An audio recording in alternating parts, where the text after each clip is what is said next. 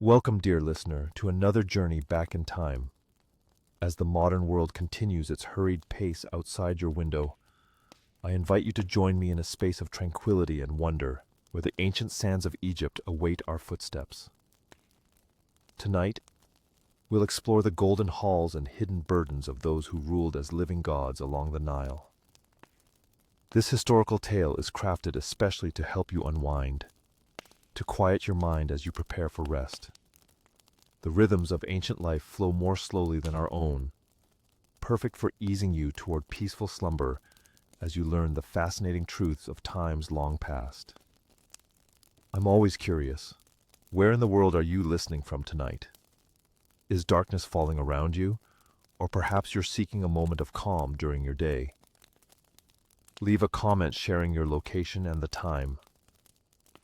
I love seeing how our community gathers from across the globe to share these quiet moments with history. If you find comfort in these journeys to the past, consider subscribing so you won't miss our next adventure through time. Each story is a doorway to another era, waiting to transport you away from the pressures of today. Now, let us leave behind the electric lights and digital sounds of our modern age. Close your eyes if you wish, and allow your mind to drift back thousands of years to the scorching heat and golden splendor of ancient Egypt, where a young god-king awakens to the burden of his divinity. The stars still hung in the dark Egyptian sky when Amenhotep stirred from his slumber. Though barely 17 years of age, the young pharaoh had not known the luxury of sleeping until natural waking for years. His eyes opened to the familiar sight of his chief attendant, standing silently at the foot of his bed, waiting for the first sign of consciousness. "The sun approaches the horizon, Divine One," the man whispered, his head bowed low. "The purification must begin." Amenhotep suppressed a sigh as he rose from his ornate bed, its posts carved with protective deities and sacred symbols. The cool morning air brushed against his skin as servants immediately appeared from the shadows of his chamber, moving with practiced precision that came from performing the same ritual every day of their lives. "Let it be so," he murmured, the words as much a part of the daily ceremony as the actions that would follow. The pharaoh stood perfectly still as attendants removed his sleeping garments.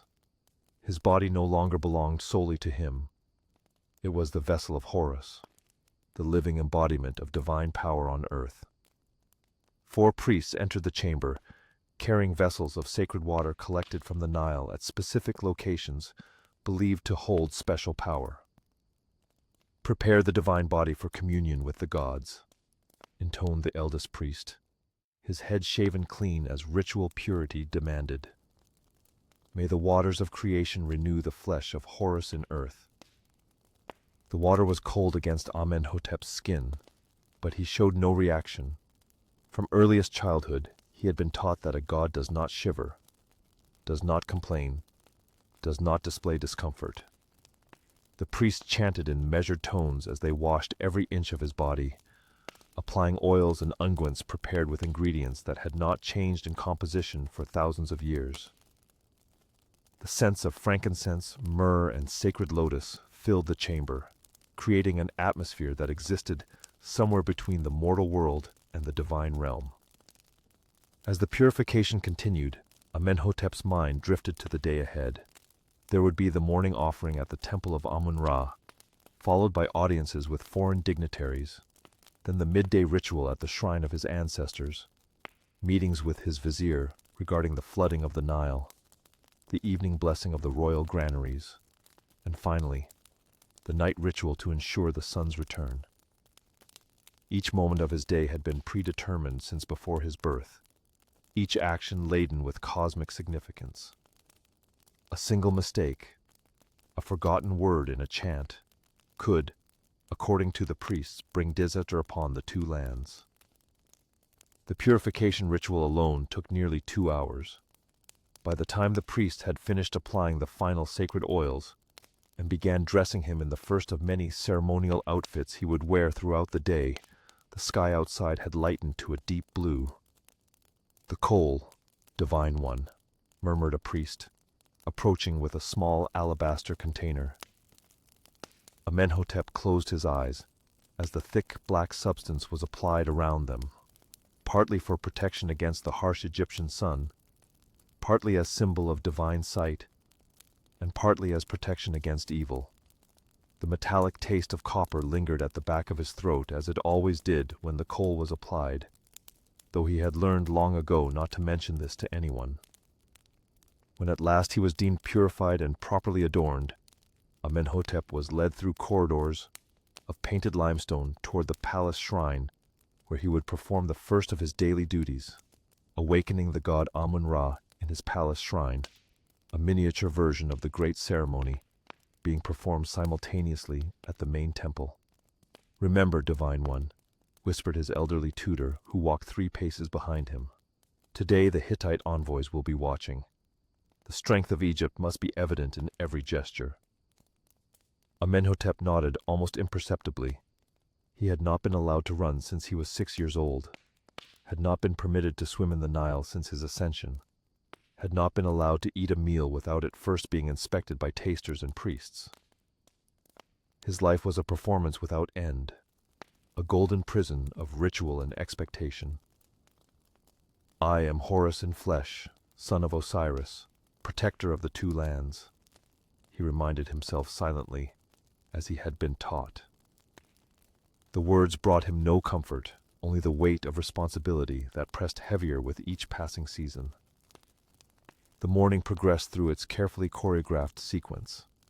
After awakening the god in the shrine, Amenhotep received the day's reports from his vizier, while priests continued to chant and burn incense around him.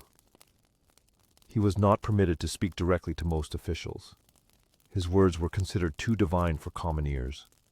Instead, he whispered his questions and commands to his vizier, who then relayed them, even as he discussed matters of state, irrigation projects, border disputes, grain supplies. Priests continued to perform rituals around him, creating a constant backdrop of prayer and invocation. By midday, Amenhotep's head throbbed beneath his heavy crown, but his face remained impassive as he was carried on his golden palanquin to the temple complex. Common Egyptians fell prostrate as he passed, not daring to look directly at his face. Children were hushed by their mothers, told to bow their heads lest the raw power of divinity strike them blind. The isolation of his position pressed around him more suffocatingly than the heat. He could see his people but could never truly know them.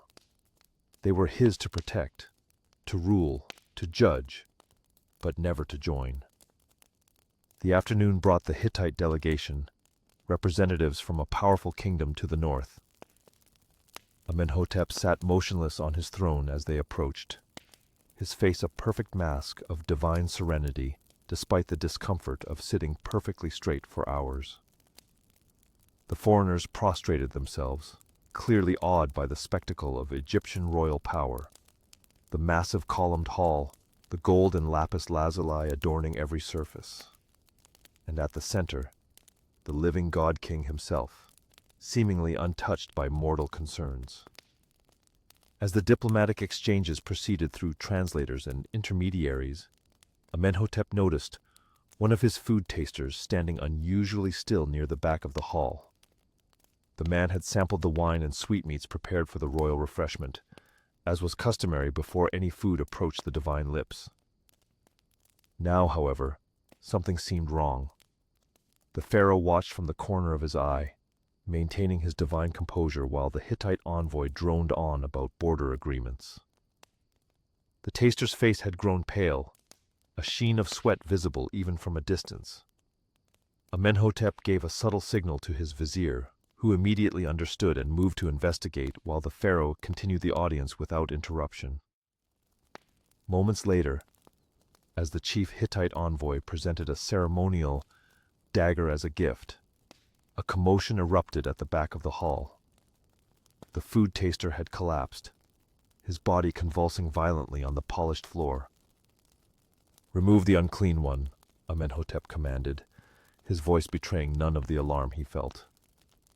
Guards rushed to carry away the stricken man as priests hurried forward with burning incense to purify the space. The Hittite delegates looked on in confusion and growing fear. "The audience is concluded," Amenhotep announced, rising from his throne with measured dignity. "The gods have shown their displeasure.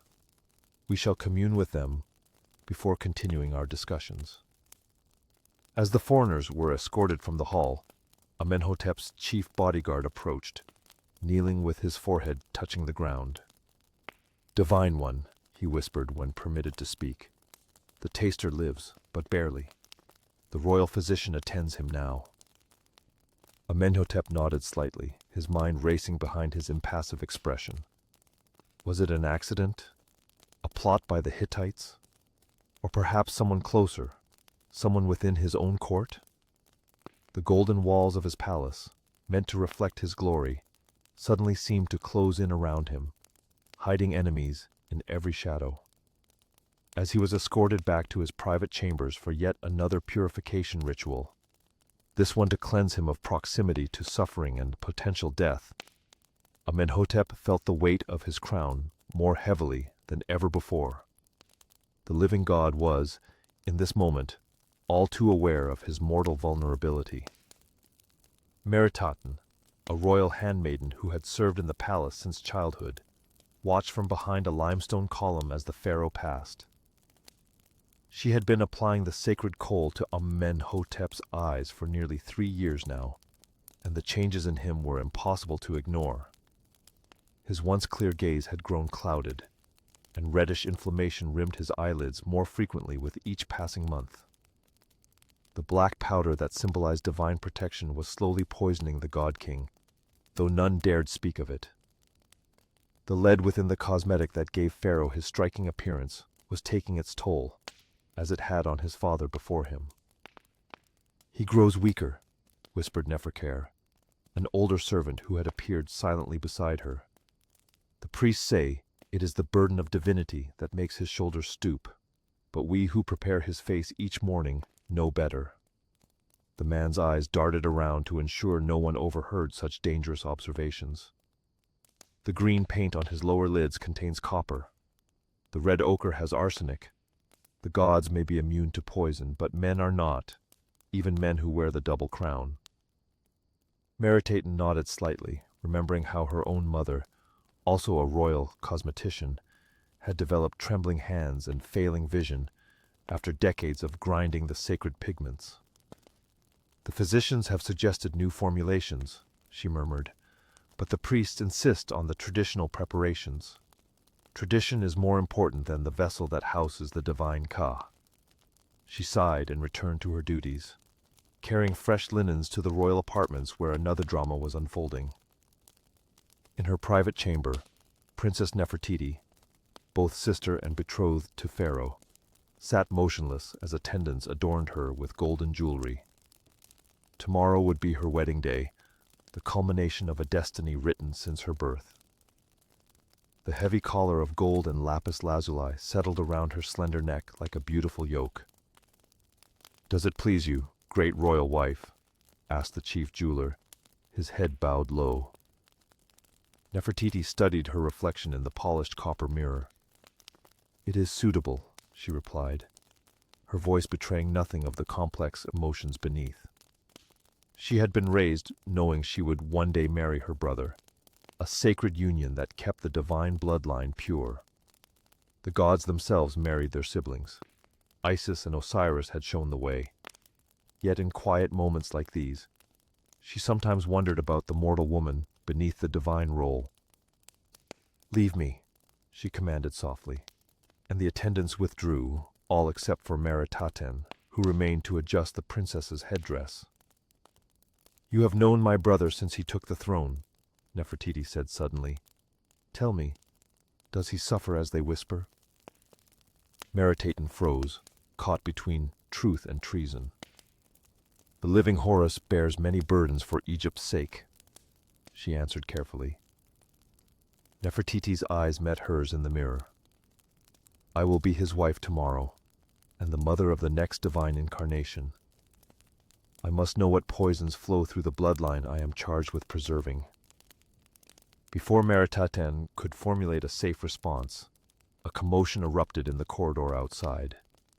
The food taster's condition had worsened, and physicians were rushing to the servants' quarters. Meanwhile, in a shadowed alcove near the royal gardens, two men spoke in hushed tones.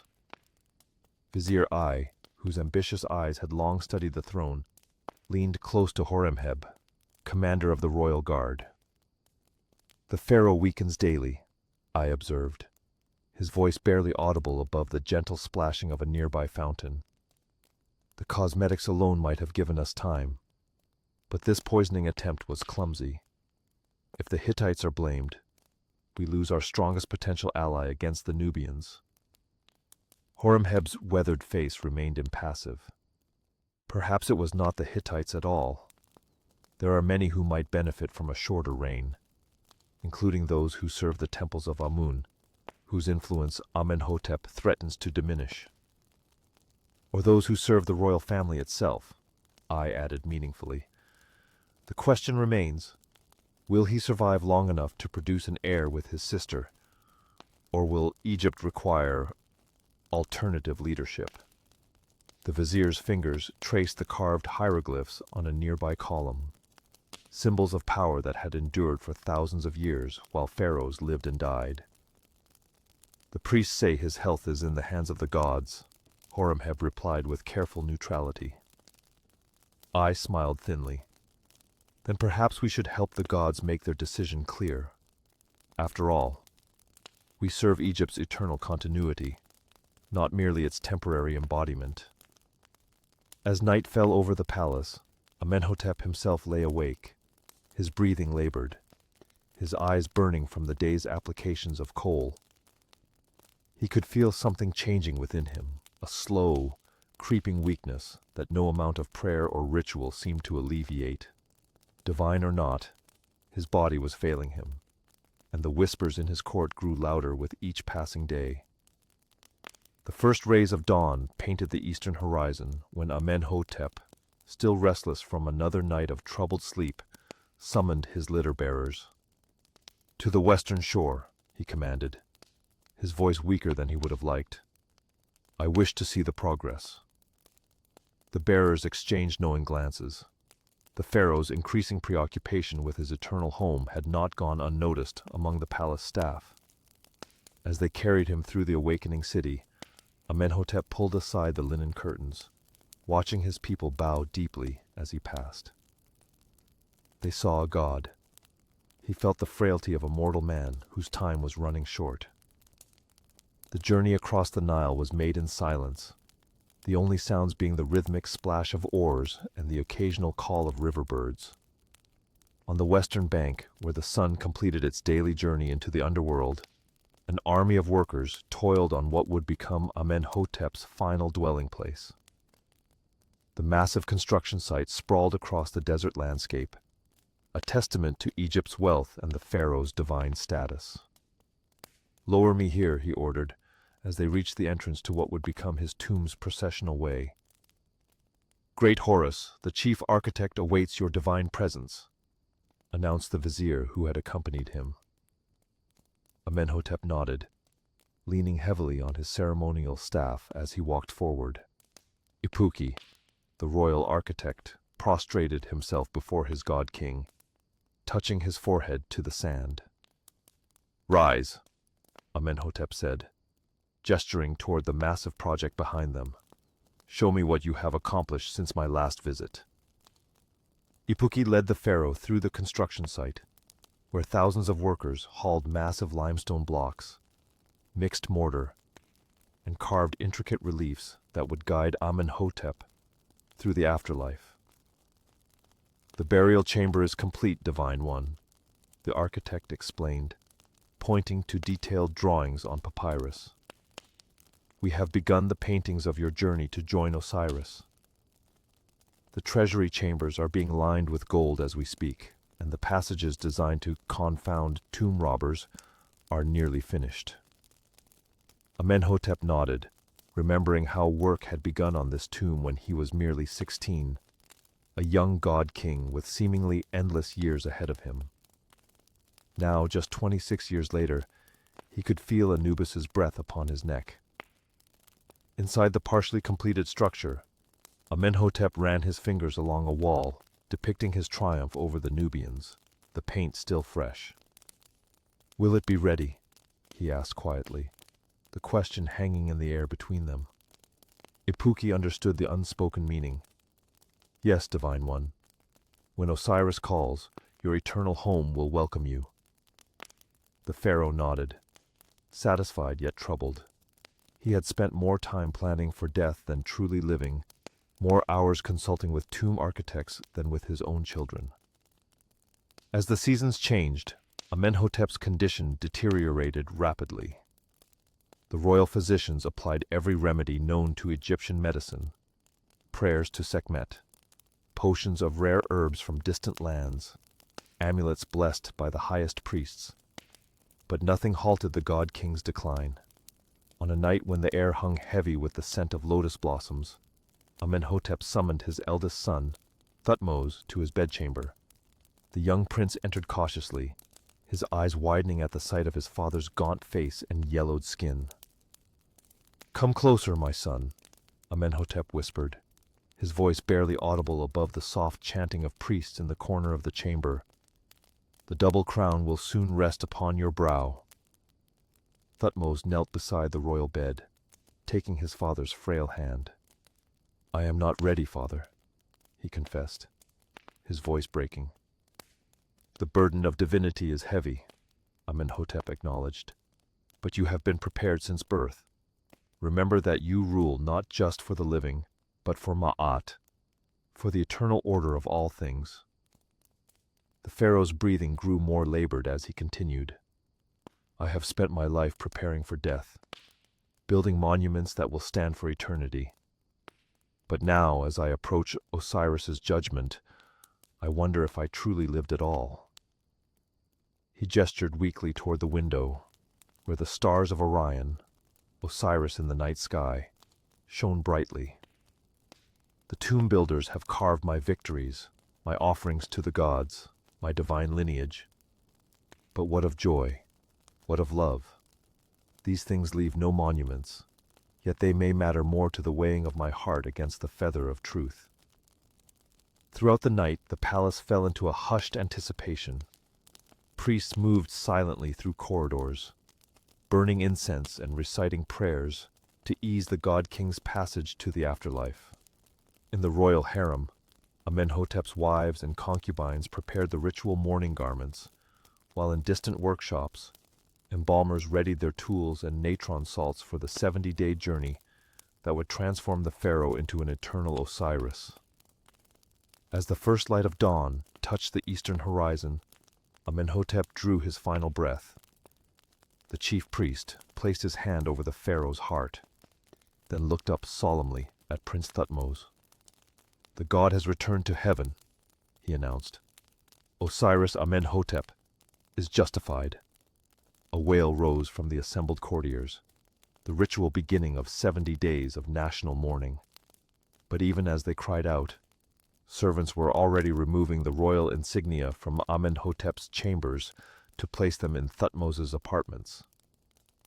By midday, as Amenhotep's body was being prepared for its journey to eternity, Thutmose stood before the court, in the Hall of Appearances, the double crown of Upper and Lower Egypt heavy upon his head.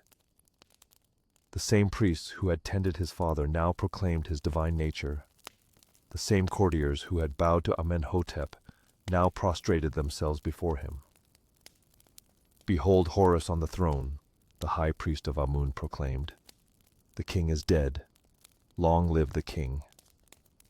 As Thutmose gazed out at the sea of bowed heads, he felt the weight of divinity descend upon him like a physical burden. The isolation his father had known would now be his. The endless rituals, the constant vigilance against poison and conspiracy, the knowledge that his every waking moment was being planned for the tomb that would already be under construction before the day's end. He thought of his father's final words about joy and love, wondering if he too would reach the end of his reign with similar regrets. Outside the palace walls, life in Egypt continued its eternal rhythm.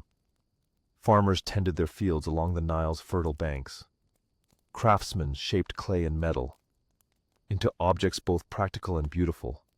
Children played in dusty streets, and lovers whispered promises beneath palm trees. The god king had changed, but Egypt remained, as it had for thousands of years before and would for thousands more to come.